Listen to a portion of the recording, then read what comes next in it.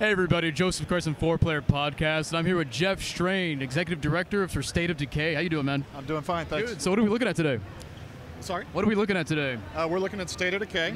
It is our open world zombie survival sandbox simulation. It's really fantastic. It's basically a combination of kind of like, it's like a DayZ, but it has like Sims qualities to it, where you're like dealing with your NPCs. Can you explain some of that to us? Yeah, our real focus is to build a simulation rather than a scripted game. It's an open world game, 16 square kilometers.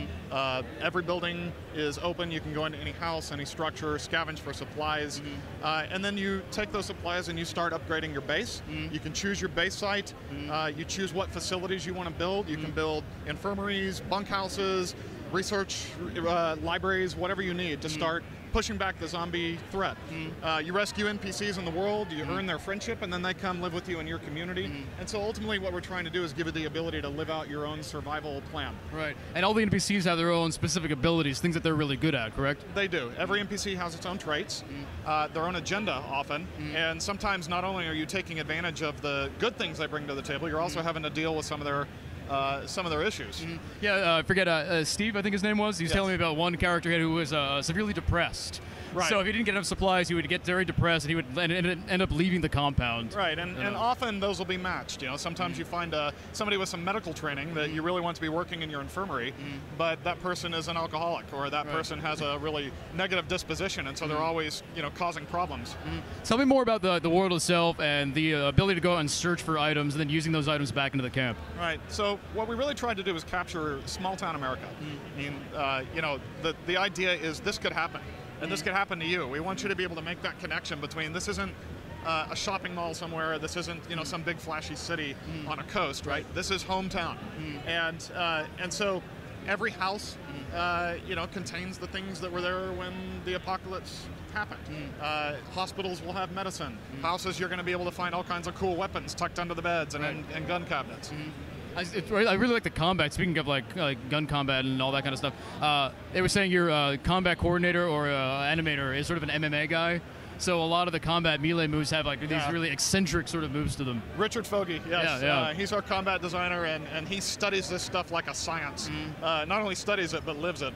And so we really wanted to capture that feel of visceral combat, not just shooting from a distance, but when they get around you, and start swarming around you, you need to have those melee combat skills. And so, of course, we've got the classic collection. You've got, rusty machetes, you've got baseball bats, you've got golf clubs, whatever you can find in the world. I was just using a broadsword, which is very cool. The broadsword? The broadsword is very nice. You don't find a whole lot of those in life, right? Right. But when you do, somebody in this town was a sword nut. When you do, it's very valuable, and you hold on to it as much as you possibly can. Yeah, although I will say that weapons will break in this game, which is one of the reasons you need to build a workshop and find somebody who's crafty, so that overnight you can check it in and say, hey, repair my sword.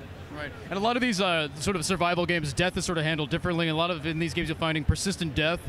How is death handled in State of Decay? In State of Decay, when you die, you're dead.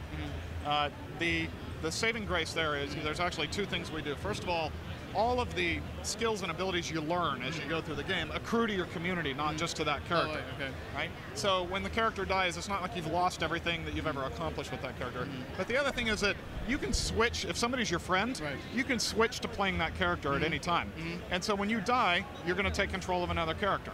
And you just have to carry on the fight. It takes a village, as they say. Yes, it does in this case. So one thing I was realizing yesterday is if you sort of neglect your community, and they all end up abandoning you, and you're the only one left in your base, you have no one left to switch to. So then death at that point becomes permanent. So it makes you want to take care of people. So when you get in that situation, and you have to be in real dire circumstances for that to happen, some of the people who are your friends, it's going to be hard for them to leave you. They'd really have to be severely depressed, or you'd have to leave them in a situation where they get killed. But if you do wind up in that situation, we'll create a new character on the fly to be used. We're not going to kick you out of the game. Oh, nice. So when can we expect to be playing this on XBLA? So we're looking at a release early next year. Okay, fantastic. Well, thank you very much for talking to me. It was great to meet you. Check out more at 4playerpodcast.com. All right. Thank you, man. Appreciate it.